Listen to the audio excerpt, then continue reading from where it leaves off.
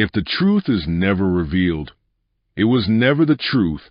Let me take you back to a time when I was just a kid, growing up in one of the most isolated rural towns in America.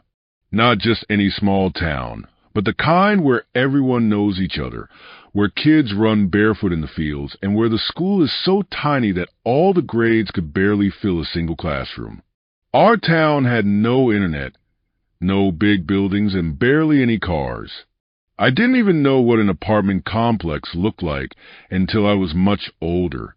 My world was made up of dirt roads, wooden houses, and an outhouse that sat way too far from my home. It was in this quiet, forgotten town that something happened, something that still haunts me to this day. The strange man we called Benny. Like any small town, we had that one guy, the oddball, the one people whispered about but never really confronted. His real name? I never knew it. We just called him Benny. He was a heavy-set man, his face round like the moon, always wandering around aimlessly, always alone. At first, we thought he was just different, maybe a little slow. But kids can be cruel, and we weren't any different. We'd tease him, call him names, and run away laughing as he clumsily tried to chase us. He never caught us. He never really tried. He'd just smile, wave, and go about his day. But there was something off about Benny, something we should have noticed sooner. The one we called Jason. Among the kids in our town, there was one boy older than the rest of us. Let's call him Jason. Jason was different, not in the way Benny was, but in a much scarier way.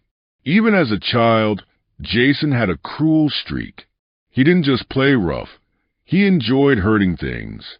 He'd catch frogs, pull off their legs one by one, and laugh as they tried to hop away. He'd find snakes, tie them into knots, and toss them into the drainage ditches just to watch them writhe. Looking back now, I realized Jason wasn't just mean. There was something wrong with him. And for some reason, he hated Benny, the game that went too far. One evening, just before sunset, Jason had an idea. He gathered a few of us near an abandoned barn at the edge of town, whispering like he had the greatest plan in the world. "Let's play a game," he said, his eyes glinting with something we didn't quite understand. "Let's see how far we can push Benny before he snaps." We didn't really know what he meant. We thought it would just be another day of teasing, call Benny's name, make fun of him, and run away laughing. But Jason had something else in mind. He led us to Benny's usual path, where he'd walk back home every night. We hid behind the trees, waiting. When we saw Benny approaching, Jason stepped out first. "Hey, Benny," he called, grinning. "Want to play a game?" Benny stopped, looking at us with his usual goofy smile. "Game?" he echoed. Jason nodded, holding something behind his back. When he brought it forward, my stomach twisted. It was a dead rabbit, its body limp, its fur stained red. "Ever play chicken before?" Jason asked, holding out a pocket knife. Benny's smile faltered. "No, I don't wanna." Jason took a step closer. "Come on, Benny. Just one little cut." That's when I knew this wasn't a game. I turned to leave, but Jason grabbed my arm. "Where you going?" he whispered, his grip tightening. "You scared?" I was terrified, but not of Benny, of Jason. Benny took a step back. "I want to go home." Jason's grin widened. "Then run." And that's when it happened. Jason lunged, not at Benny, but at us. He shoved me aside, grabbed one of the younger kids, and held the knife up to his neck. "Let's make this fun," Jason whispered. "Whoever Benny saves first gets to live." Benny's smile was gone. For the first time, Benny wasn't smiling. His round face had gone pale, his hands shaking. "Let him go," he muttered. Jason laughed. "Come make me." Benny moved fast, faster than I ever thought possible. 1 second, Jason was smirking, and the next, he was on the ground, gasping for air as Benny pinned him down. Jason tried to fight back, but Benny was stronger, heavier. And then Benny raised his fist. 1 punch, then another, and another. By the time we pulled Benny off, Jason wasn't moving. I wish I could say we ran for help. I wish I could say we did the right thing. But we were kids. We were scared, so we ran. The truth that never came out. Jason survived. He never told anyone what happened, not the full story at least. He said he fell, hit his head. The adults believed him. As for Benny, the next day he was gone. His house was empty. His name was never mentioned again. It was as if he had never existed. Some nights, I still dream about that moment, about the way Benny's face changed when he realized what Jason was. Not a friend, not a playmate, a monster. And sometimes when I walk alone at night, I wonder, where did Benny go? And if he ever came back? Because if the truth is never revealed, was it ever really the truth? People often ask me if I have any unique skills or talents. If I had to name one, I'd say I have an exceptional sense of observation, an almost detective-like ability to read people and predict their actions. This story, however, isn't about how that talent benefited me. Instead, it's about how it led me to uncover something truly disturbing. I grew up in an extremely rural town, one of those places so isolated that I had no idea what an apartment was, and we didn't have internet. My only exposure to computers came from an old one my uncle left behind, which I used to play offline games like Minesweeper and StarCraft in campaign mode. Our home was an old wooden house, and the bathroom wasn't even inside. It was an old-fashioned outhouse.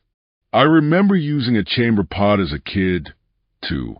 Because our town was so small, we all knew each other. The population was tiny, and when I started first grade, there were only 9 students in the entire school across all grades. We were all inseparable, playing games like cops and robbers after class or exploring the nearby woods together. But every small town has that one guy, the oddball, the one everyone talks about. In our town, it was a man we called Bobby. Bobby was big, slow, and mentally challenged, though we didn't understand what that meant as kids. He always had this vacant but gentle look on his face, and when we'd run past him teasingly yelling, "Bobby, you can't catch us," he let out this goofy laugh and chase us a little before giving up. Looking back, I regret ever treating him that way. But there was someone much worse in our town. Someone who wasn't slow. Someone who enjoyed hurting others. His name was Tyler, but I'll call him Ty for short. Ty was a couple of years older than me, and even at a young age, he had this off quality. If I had to describe him now, I'd say he had the early makings of a psychopath. He wasn't just mean, he was cruel. The kind of kid who tortured animals, who found joy in watching them suffer. I saw him once catch bullfrogs and throw them into a pit full of snakes, just to see what would happen. And that was tame stuff. One time, he bought these cheap fireworks from the only little store in town, the kind that made a small explosion with a sharp pop. We played with them sometimes. But Ty wanted to use them on people.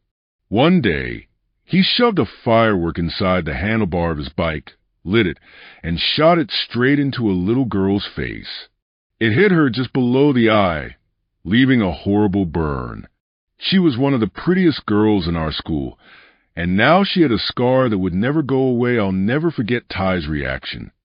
Everyone ran to check if she was okay, crying and panicking. But Ty, he was smiling, grinning even, and in the most excited voice he asked her, "Did it get your eye? Did it?" That was when I knew. This wasn't just a mean kid. He wanted to hurt people. He wanted to see how much he could hurt them. After that, I started watching Ty more carefully, and the more I watched, the more I realized how dangerous he really was. There was this one day when I was riding my bike along a narrow dirt path between two cornfields. Suddenly, out of nowhere, a massive bull came charging at me. I had never seen a cow act like that before, let alone a bull. In sheer panic, I jerked my handlebars and threw myself into the cornfield. I hit the ground hard, bruised and shaken, but when I looked up, there was Ty, standing in the middle of the road. He was laughing. That's when I understood. He did this. He must have thrown something, startled the bull. Whatever it was him. And he had been watching, waiting to see what would happen. But Ty's favorite target wasn't me. It was Bobby. We had all teased Bobby before. But Ty was relentless. He threw rocks at him, dumped water on him when he went to the outhouse, and whispered the most awful things just to see Bobby get upset. I wanted to tell someone. I should have told someone. But I was just a kid, and Ty was older, meaner, and smarter. Every time he hurt someone, he played it off as a joke or made sure there was no real evidence. And in a small town, people had a way of brushing things under the rug, especially when it came to kids. One day, though, something happened that I'll never forget. I was walking home alone when I saw Bobby sitting outside his house. Normally, he was lying on an old wooden bench, just relaxing, but this time was different. The moment our eyes met, Bobby moved. He scrambled off the bench and came toward me, fast, too fast.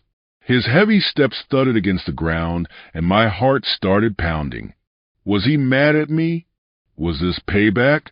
I wanted to run, but my legs felt frozen. Then, suddenly, he stopped. He reached into his pocket, pulled out a small pack of orange jelly candies, and held them out to me with an excited smile. "I like these. They're good," he stammered. "Here for you." I stared at the candies in his outstretched hand. For the first time, I realized something terrifying. Bobby wasn't chasing me to hurt me. He wasn't angry. He wasn't dangerous. He was kind. And I, along with everyone else, had treated him like a joke. That was the moment I felt truly ashamed. That night, I lay in bed, replaying everything over in my head. The teasing, the taunts, the way Bobby's face had lit up just from offering me a piece of candy. I knew I could never take back the way we had treated him, but I could stop pretending that it was all just harmless fun. And most of all, I could stop Ty, because if no one did, I was afraid of what he'd do next. And the next time, it might not just be a scar. It might be something so much worse. He was looking at me like that, expectantly, so I couldn't just refuse. I took the candy he offered. The moment I did, his face lit up with the purest smile. After that, I stopped messing with him. Whenever the others would suggest, "Hey, let's go mess with Bobby," I'd shrug and say, "Nah, it's not fun anymore," making excuses to avoid going. Over time, whenever I passed by Bobby's house, I'd wave and say hi. And if he saw me, he'd shuffle over, smiling, offering candy or snacks. He was genuinely kind. I only realized later why I hadn't known this before, because we were always running away, never giving him a chance to speak. One day after school, I was playing on the field with some friends when I noticed Ty. He looked pissed. Whether he had gotten scolded by his mom or something else had gone wrong, his face was twisted in anger. He's in a bad mood. If we mess with him today, someone's getting hurt, I thought. So I kept my distance, just playing cops and robbers with my friends. Ty was sitting on a bench, glaring at the ground. Then suddenly, out of nowhere, he grinned. He stood up and walked off. Immediately, I had a bad feeling.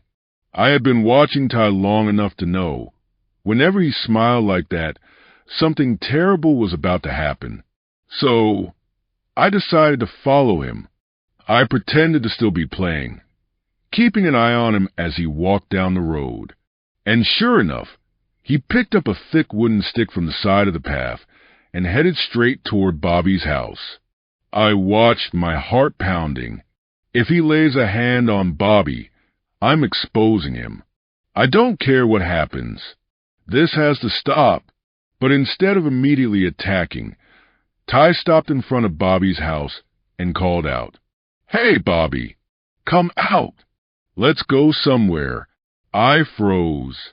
Bobby peeked his head out of the door, surprised. He hesitated, clearly confused. I held my breath. For the first time, Ty wasn't insulting him. He wasn't throwing rocks or shoving him. He was inviting him out. From where I was, I couldn't hear the conversation, but after a few seconds, Bobby nodded and stepped outside. I felt sick. I already knew where they were going. Behind our school, there was a hill covered in trees, our secret playground. We used to sneak up there to light small fires and play with melting plastic, watching it drip like glowing embers. And now Bobby, who had never had a real friend, was so excited that Ty was finally including him. I couldn't just stand there. I had to stop this. So I followed them, staying hidden like some undercover detective. I felt responsible. I had been the one to open the door for Bobby, to make him believe that maybe we weren't just tormenting him for fun. And now, Ty was taking advantage of that. Once they reached the hill, they started gathering rocks and sticks, making a little fire pit, just as I had predicted. They were setting up for one of those burning plastic games. Bobby, being as innocent as he was, eagerly played along. He was just happy to be included. But Ty wasn't watching the fire. He was watching Bobby. And then it happened. Ty picked up a piece of melting plastic and, without hesitation, flicked it straight at Bobby's face. Bobby screamed, stumbling backward, clutching his cheek. Ty laughed, but he wasn't done. He grabbed another piece, still dripping with hot, sticky plastic, and dropped it onto Bobby's arm. Then another. Bobby whimpered, trying to brush it off, but Ty just stood there, grinning, watching him struggle. My fist clenched. I wanted to rush in, to tackle Ty, to stop him, to do something. But Ty was bigger, stronger. If I tried to fight him, I'd lose. So instead, I turned and ran. I had to get an adult. I ran as fast as I could, my feet pounding the dirt path, heart racing. I had barely made it halfway down the hill when, "Aha!" A scream, a blood-curdling scream. I skidded to a stop, dread clawing up my spine. Something happened. Something worse. I had no choice. I had to go back. Grabbing a fist-sized rock from the ground, I sprinted back up the hill, bracing myself for what I'd find. Then I saw someone running. Not Bobby. It was Ty. He was bolting down the path, wild-eyed, panic-stricken. And then he saw me. "Run!" he screamed. "Run!" He shoved past me, vanishing into the woods. I stood there, frozen. Why was he running? Then, slowly, I turned back toward the fire pit, and that's when I saw him. Bobby. He was standing there, shoulders rising and falling with heavy breaths. His eyes were locked onto mine, and in his hand was a wooden club, gripped so tightly his knuckles had turned white. His face, normally so. Vacant, so childlike, was twisted in a way I had never seen before. And then I saw it. Blood. A thin trickle of red running down his forehead. My stomach dropped. Oh, God! What happened? Bobby's breathing was ragged, his chest rising and falling unnaturally fast. And then he took a step forward, toward me, and that's when I realized he's not chasing Ty. He's chasing me. I turned to run, but my foot slipped on the loose gravel, twisting my ankle. I hit the ground hard, pain flaring up my leg. I barely had time to push myself up before I saw Bobby, sprinting toward me, the club raised. My mind was screaming. This wasn't Bobby, not the Bobby I knew. This was something else. Something awakened, and it was coming straight for me. I was just hanging out when suddenly I heard a scream. That's why I ran over. My dog, Max, was already there before me, growling and barking like crazy. Max was a small dog, not the type you'd expect to stand up to something terrifying. But there he was, standing between me and the guy everyone in town called Crazy Joe. Max was baring his teeth, lunging at Joe's pant leg, trying to bite and pull. I yelled at him, "Max, stop! Get back! You'll get hurt!" Normally, Max listened to me without question, but this time he wouldn't budge. That's when Joe swung a thick wooden stick, and I heard the sickening crack as it hit Max's hind leg. A high-pitched yelp escaped my dog, and my stomach twisted in fear. I knew then this wasn't just some local weirdo. This was dangerous. I ran forward, ignoring the searing pain in my own ankle, and grabbed Joe with all my strength. He shoved me off like I was nothing, his grip tightening around my shoulders like a vice. It didn't feel human. It was like a bear had grabbed me. His bloodshot eyes locked onto mine. "Hey, kid," he spat, his voice eerily clear, with no hint of the slurred, mumbled speech he usually had. "What did you see?" "Huh! You see everything." I shook my head furiously, my eyes stinging with tears. Joe's grip tightened, and his face twisted into something almost inhuman. "You better not say a damn word. You think I can't make you disappear? You think I haven't done it before?" A chill ran down my spine. His words weren't a threat. They were a warning, an experience. "You talk," he continued, "and nobody's going to believe you. They all think I'm a crazy bastard anyway. You say something, they'll just call you crazy, too. But just in case, you better keep your mouth shut. You hear me?" I nodded so hard my neck hurt. Joe let go of me, rolling his shoulders like he was trying to shake off the rage. "Damn, almost lost it there," he muttered. Then he looked at Max, who was whimpering on the ground. "That dog of yours? That mutt bought you time. If it weren't for him, you'd be in a ditch right now." He cracked his neck. "Lucky you're a good kid. Otherwise, I'd have buried you right here." Then, just like that, he walked off, disappearing down the dark road. I collapsed onto the ground, my legs too weak to hold me up. Max limped toward me, his right hind leg trembling. I scooped him up, whispering, "You okay, buddies?" My voice was shaking. "You stupid, brave little thing. What were you thinking?" I cried into his fur. That night, lying in bed, my mind started piecing together memories I had pushed deep into the corners of my mind.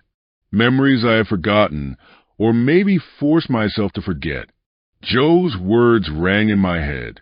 "You think I haven't done it before?" Then I remembered something else. There was a kid in our grade, real quiet, real nervous all the time. We used to call him Timmy the Scaredy Cat. One time, He told us something weird. My mom makes me run errands for Joe's grandma sometimes, he said. Bring her food, medicine, that kind of thing. But sometimes she just sits there, staring at nothing. Timmy shuddered before adding, she whispers things when she thinks I can't hear her. Stuff like, that bastard killed his brother, and he'll kill me too. At the time, we thought she was just a crazy old lady. But now, the pieces were falling into place, and my blood turned ice cold. I had nightmares for weeks. Joe eventually disappeared from town, and no one knew where he went. His grandmother stayed behind for a while, but later I heard she was sent to a nursing home. Years passed, and I moved away. But sometimes I go back. The old school is shut down, abandoned. Joe's house, it's still standing, empty, waiting. And no matter how much time has passed, just standing near it makes me feel like I'm that scared kid all over again, paralyzed by a truth I could never prove. The real horror wasn't just Joe. It was the helplessness, knowing that even if I had spoken up, no one would have believed me. And that's the scariest thing of all.